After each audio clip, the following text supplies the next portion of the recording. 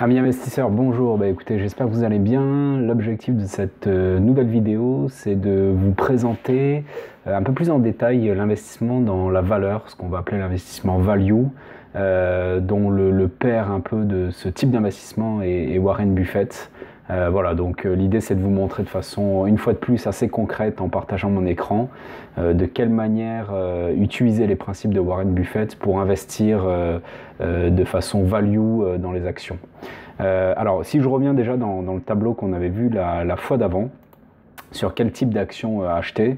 Voilà, je vous avais montré ce tableau-là avec donc en fonction du temps que vous aviez à passer à l'investissement boursier et de la volatilité et de la performance que vous ciblez. Il y a différents moyens d'investir en bourse, donc je ne vais pas redécrire le tableau dans son ensemble, mais dans les grandes lignes, voilà, si vous avez assez peu de temps, moi ce que je vous conseille, c'est de privilégier plutôt ce qu'on va appeler les ETF. Et si vous avez plus de temps à passer pour pouvoir éventuellement améliorer vos performances, plutôt d'aller sur du choix, ce qu'on va appeler du stock picking, c'est-à-dire d'aller choisir vous-même les valeurs, et notamment donc si vous êtes prêt à subir quand même une volatilité assez importante, mais que vous êtes en recherche de performances également importantes, allez par exemple sur un type d'investissement qui s'appelle les actions value. Donc, comme je le disais, qui est clairement le type d'investissement qui a été utilisé par Warren Buffett pendant toute sa vie. On va parler un peu de Warren Buffett, du coup, pour ceux qui ne connaissent pas. Donc Warren Buffett, c'est une des plus grandes fortunes américaines, hein. Il est, je crois, dans le top 5 mondial.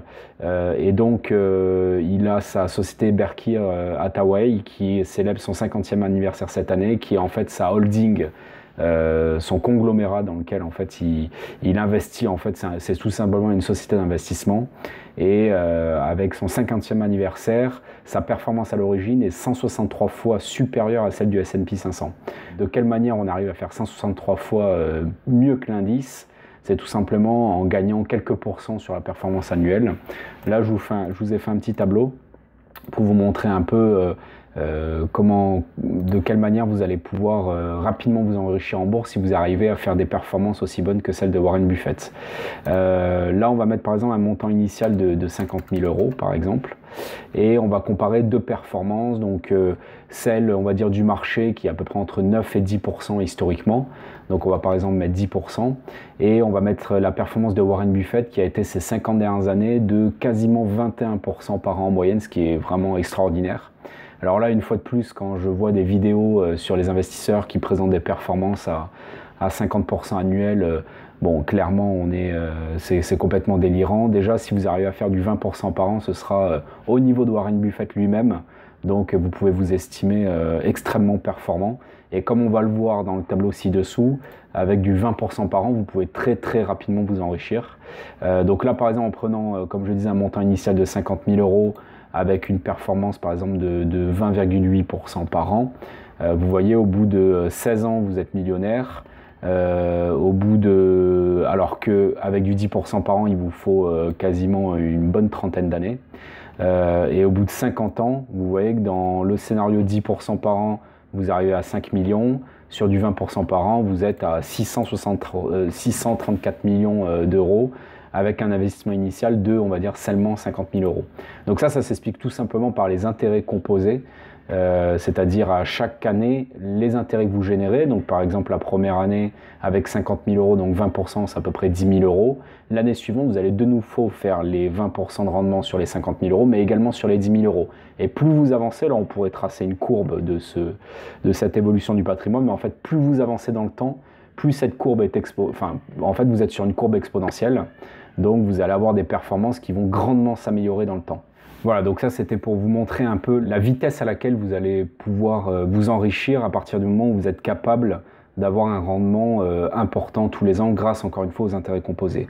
Et quand on voit donc la performance de 21% de Warren Buffett ces 50 dernières années, on comprend pourquoi aujourd'hui c'est une des personnes les plus riches au monde. Donc là, j'ai de nouveau répertorié un peu les différents styles d'actions. Donc les actions qu'on va dire de rendement, les actions croissance, les actions donc value dont on va s'intéresser aujourd'hui, et les actions plutôt dites spéculatives. Et là, avec on va dire les principales caractéristiques de ces actions. Donc les actions de rendement, c'est généralement quand on va chercher des dividendes supérieurs à 4%. Voilà, la volatilité et le rendement sont souvent relativement faibles. Les actions dites de croissance, où là on ne va pas trop se préoccuper du prix de l'action, mais plutôt on va clairement se préoccuper par la croissance du chiffre d'affaires et du résultat de l'action. Souvent, on a une volatilité et un rendement qui sont moyens, encore une fois, donc qui sont sur la moyenne des indices. Les actions value, donc encore une fois, celles dont on va se préoccuper avant tout de la qualité-prix, c'est-à-dire la qualité de la société d'un point de vue fondamental. Donc on le verra, il y a quelques indicateurs clés à regarder. Et en règle générale, on a une volatilité et un rendement qui sont moyens plus, c'est-à-dire là, on va être un peu au-dessus du marché, encore une fois, quand on regarde sur des moyennes long terme. Et enfin, les actions plutôt spéculatives, où là, on va souvent s'intéresser à des sociétés en très forte croissance, donc supérieure à 50% par an, ou alors qu'on va dire en recovery, c'est-à-dire des sociétés qui ont été peut-être en limite de faillite, donc qui sont vraiment pas chères du tout, mais qui sont quand même encore en risque de faillite. Donc là, on peut avoir, dans le cas de retournement, effectivement des gains importants, mais c'est souvent très risqué. Ou alors des actions qui sont vraiment liées à l'actualité, donc on parle souvent d'actions opéables par exemple, donc des sociétés qui pourraient se faire racheter. Souvent là il y a une prime spéculative sur ce type de société, et là c'est souvent des actions à forte volatilité, et si on regarde de la même manière sur des longues périodes, on est sur un rendement plutôt moyen, c'est-à-dire que le risque pris sur les actions spéculatives n'est pas forcément bien rémunéré dans le temps. Alors une des raisons à ça, c'est que ça intéresse beaucoup de monde, les actions spéculatives, ce qui est assez étonnant d'ailleurs, et du coup ça a tendance à faire monter un petit peu les prix, et du coup le rendement, encore une fois moyen sur le long terme, est loin d'être le meilleur. Voilà, donc là on va s'intéresser encore une fois aux actions value, donc qui est l'objet de cette vidéo. Alors si on rentre un peu plus dans le détail de c'est quoi une action value, donc en fait vous avez deux grandes approches, on va dire, pour analyser ce type d'action. On va avoir l'action, en fait plutôt une analyse sur le bilan. Alors là je suis désolé, mais pour ce type d'analyse d'action, on va s'intéresser au bilan, au compte des résultats et au flux de trésorerie. Donc pour les actions, comme je dis, il y a deux types de définitions à value. Il y a l'action dont le prix à la casse est inférieur au prix du marché. Alors ça c'est plutôt la vision de Benjamin Graham qui est le mentor de Warren Buffett.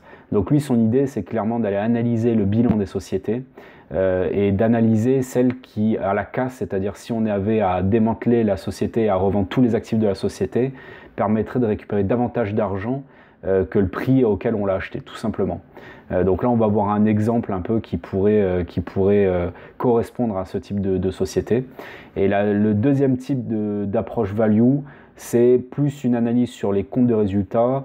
Donc en fait, c'est tout simplement les actions dont l'actualisation des revenus est prévisible sont inférieures au prix du marché. Si par exemple vous visez un rendement de 10%, être capable de payer la société, qu'au bout de 10 années de bénéfices, vous ayez remboursé votre investissement. Donc ça, en règle générale, les indicateurs boursiers que l'on va regarder, c'est le PER. Donc ça, j'ai dû déjà en parler sur une de mes vidéos. C'est en fait le PER, c'est la capitalisation boursière divisée par le bénéfice.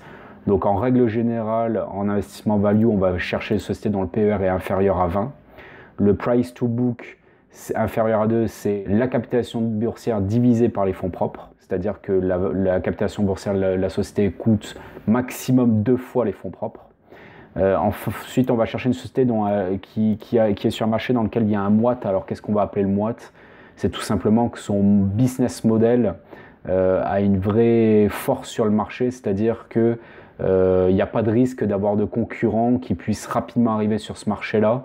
Voilà, il faut qu'il y ait une grosse valeur ajoutée en fait apportée par la société. Qu'elle soit également rentable, donc au moins supérieure à 5% de rentabilité nette. Donc ça permet en fait en cas de crise financière, si la rentabilité est suffisamment élevée, elle va être capable de s'adapter à une éventuelle crise économique pendant quelques années, ce qui sera beaucoup moins le cas des sociétés qui sont très peu rentables ou au moins à la moindre baisse d'activité se retrouvera rapidement dans le rouge.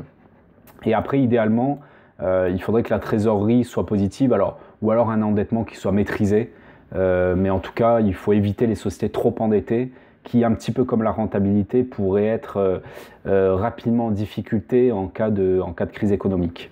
Voilà. En tout cas, l'idée commune de l'action value, de l'investissement dans la valeur, c'est clairement de regarder le rapport qualité-prix et non pas uniquement se préoccuper par la croissance de la société et son marché, mais également se préoccuper par son prix d'achat. Donc je vous propose quelques exemples. Alors par exemple, on va prendre un exemple sur des actions type Benjamin Graham, donc prix à la case. Donc là, j'ai une société en portefeuille. Alors c'est pas une incitation à l'achat évidemment, c'est simplement pour vous montrer un peu le style de société qui pourrait correspondre aux deux indicateurs value que j'ai énoncés précédemment. Je vais prendre par exemple la société Gévelo. Alors pour ceux qui ne connaissent pas, la société Gévelo est spécialisée dans l'extrusion et fait également des pompes pour le secteur notamment pétrolier. Voilà. Et la particularité de cette société, c'est qu'elle a une trésorerie très importante. Donc on va analyser ça dans son bilan. Donc là, j'ai par exemple le dernier rapport financier de Gévelo. Vous trouvez ici, on va rapidement regarder son bilan. Et en fait, ce qu'on voit au bilan, c'est effectivement sur la ligne trésorerie, équivalent trésorerie, on est à 127 millions. Elle est quasiment pas endettée, puisque le passif financier non courant est à 21 millions. Voilà, et après, on a uniquement un passif financier à 17 millions. Donc, il faudra en fait déduire des 127 millions ces deux montants-là. On va faire rapide, on est à peu près à 90 millions de cash net, de trésorerie nette dans cette société. Et la particularité, c'est que elle a annoncé il y a quelques mois la vente de toute l'activité extrusion à une société allemande, me semble-t-il. Et elle va encaisser, elle a déclaré récupérer 24 millions de valeur d'entreprise nette de dette et de cash, incluant l'immobilier. Ce qui fait qu'en fait, aux 90 millions net de cash qu'elle a actuellement, on va récupérer 24 millions, ce qui nous ramènera à peu près à 115 millions de cash net dans les comptes de cette société. Donc là, si demain vous êtes amené à complètement liquider la société, vous aurez de toute façon ces 115 millions de cash qui seront dans les caisses. Et quand on la compare, que la valeur de la société actuellement est à 163 millions d'euros. Donc en fait, vous avez un niveau de cash dans la société qui est assez proche de la valeur actuelle de la société. Donc finalement, vous payez son activité extrusion à un prix tout à fait modique, quelques dizaines de millions d'euros, alors que c'est une activité rentable qui rapporte un chiffre d'affaires conséquent. Donc là, vous êtes typiquement dans une action qui a la casse. Alors là, j'ai fait une analyse très rapide, on n'a pas forcément le temps de détailler l'analyse, mais en 2-3 analyses de chiffres, notamment sur la trésorerie, on voit que le cash déjà net couvre quasiment l'intégralité de la capitalisation boursière. Donc on est sur un type de société, alors il faudrait analyser plus en détail, mais qui correspond clairement à un investissement de type Benjamin Graham. Pour Warren Buffett, je vais vous donner une société. Alors, on va plutôt aller sur une grosse structure. On va prendre par exemple la société Sanofi, qui a subi une baisse assez importante ces derniers mois. Donc ça, encore une fois, j'incite pas du tout à l'achat de cette société, c'est simplement pour vous donner un exemple d'investissement en type Warren Buffett. Donc ça, c'est Sanofi qui est une des plus grosses sociétés françaises pour le coup. Vous devez tous connaître, voilà, c'est un fabricant de médicaments mondialement connu. Donc Sanofi aujourd'hui se valorise 80 milliards de dollars, 80 milliards d'euros à peu près. Et quand on regarde les comptes de Sanofi, donc ces dernières années, c'est une société qui a fait entre 34 et 35 milliards d'euros en 2017. Le bénéfice est entre 4 et 5 milliards d'euros ces dernières années. Si on fait 80 divisé par 5 milliards, on paie à peu près 16 fois les bénéfices de Sanofi, ce qui est quand même relativement raisonnable pour une société qui fait partie donc des leaders mondiaux des médicaments.